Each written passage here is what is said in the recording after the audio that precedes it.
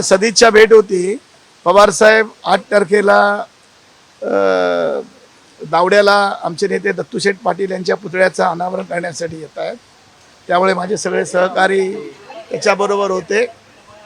प्रामुख्यानं बच्चू कडूंचं जे उपोषण चालू आहे आणि सरकार स्थापन होण्याच्या पूर्वी 100% कर्जमाफी करू असं जाहीर केलं होतं.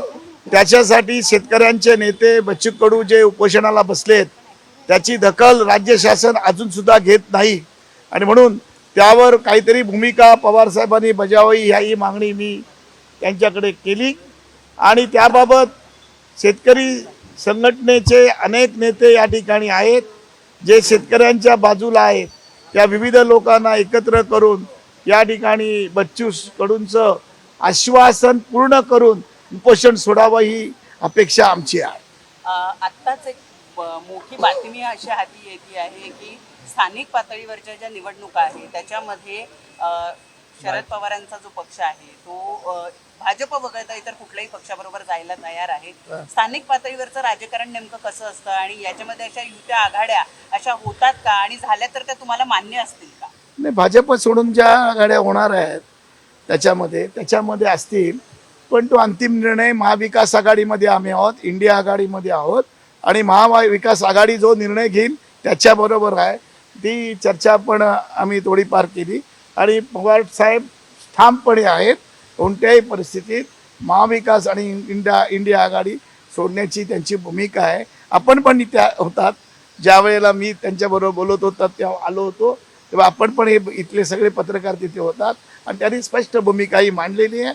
मला वाटतं पवार साहेब हा एक वेगळा असलेली प्रतिमा महाराष्ट्रामध्ये आहे आणि म्हणून या ठिकाणी ती भूमिका त्यांनी स्पष्टमध्ये मांडली. तुम्ही पण ते खोदून विचारण्याचा प्रयत्न केला. बरं आहे दादा की खरं तर ज्या पद्धतीने महायुतीमधले जे घटक पक्ष आहे ते तयार लागले म्हणजे स्थानिक स्वराज्य निवडणुकींच्या, मात्र महाविकास आघाडीतील घटक पक्षांच्या बैठका देखील होत नाही, त्यामुळे हा प्रश्न उपस्थित होत आहे. नाही ऐका, त्याचे चुके. माझं म्हणणं असं आहे, ऐका मी बोलतो एक मिनिट. माझं म्हणणं आहे अजून कोर्टाचा निर्णय नाही, परत कोर्टामध्ये जातात. हा तमाशा गेली 7-8 वर्ष सुरू आहे. ते स्पष्ट भूमिका आहोत आम्ही, आमची तयारी आहे. आमची महाविकास आघाडी गाम पातळीवर आणि तालुका पातळीवर एकत्र राहणार आहे. कालच मी महाराष्ट्र संपूर्ण दौरा करून आलो. मी पश्चिम महाराष्ट्रात गेलो, मी उत्तर महाराष्ट्रात गेलो, मी मराठवाड्यात गेलो आणि विदर्भामध्ये गेलो. 4-5 बैठका घेऊन आम्ही 4-5 दिवस दौरे केले. जनतेमध्ये याच्याबद्दल नाराजी आहे आणि पक्ष बदलण्यामध्ये जे पुढाकार घेतात आणि पक्ष फोडण्यामध्ये जे पुढाकार घेतात त्याच्याबरोबर सर्वसामान्य जनतेची तीव्र अशी नाराजी आहे. मला वाटतं की ती भूमिका होणार नाही. आपण जवळजवळ अर्धा तास तिथे बसला होता माझ्या आधीपासून आणि त्यांची भूमिका तुम्ही माझ्यापेक्षा सिनियर आहात आणि त्याच्यामुळे त्याच्यामध्ये काय नाही.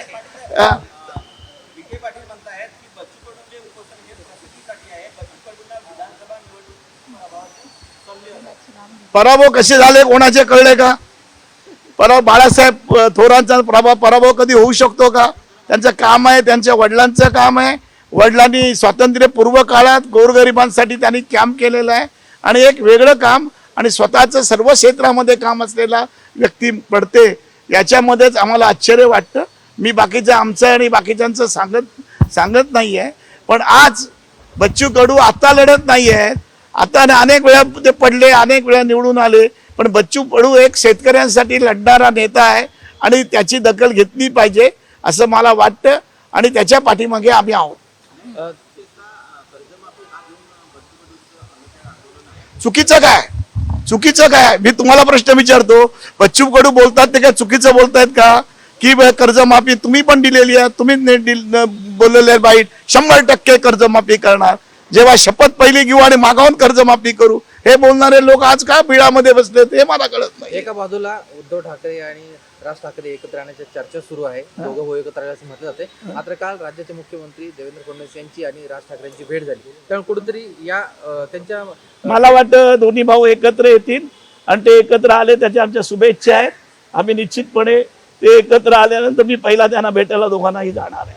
त्याच्यामध्ये काय, आणि मला वाटतं हे बदल होतात, त्यांचं एकही सीट आली नाही म्हणून म्हणतात नाहीये, मग कशाला त्यांच्या मस्का लावत बसताय? तसेच दोघं पवार देखील एकत्र आले पाहिजे अशी देखील जनभावना आहे. तुम्हाला काय नाही, वाटतं? पवार साहेबांकडे कोण आलं तर चालेल, ते वेलकम करतील. पवार साहेबांकडे ते कोणी आलं तर पवार साहेब हे त्याला स्वागत करतील, का असतील ते चूक होणार नाहीये. त्याला काय प्रॉब्लेम आहे? पवार साहेब एवढे छोटे नाहीत की त्यांच्याकडे जाण्याला. पवार साहेब मोठे आहेत आणि पवार साहेबांची भूमिका स्पष्ट आहे. आता बोलले, तुमच्या समोर बोलले, आणि आम्ही अनेक वेळा चर्चा करतो, फोनवर करतो.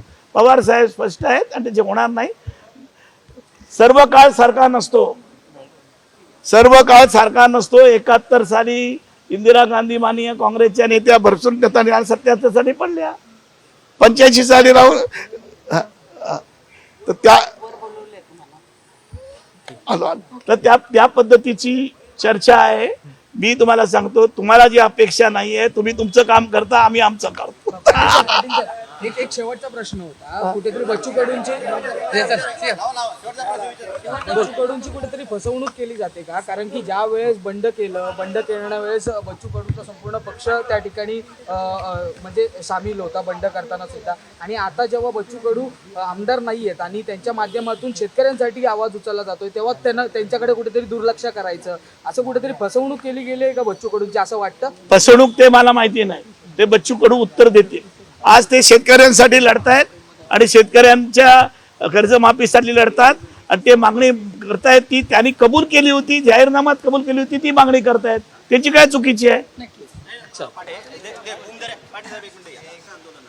मी त्याच्यावर कॉमेंट्स नाही करत. देश विदेशातील प्रत्येक घडामोडींचे लाईव्ह अपडेट मिळवण्यासाठी आता साम टीव्हीच्या सर्व सोशल मीडिया प्लॅटफॉर्मला लाईक, फॉलो आणि सबस्क्राईब करा. तसंच सर्व नोटिफिकेशनसाठी बेल आयकॉन प्रेस करायला विसरू नका.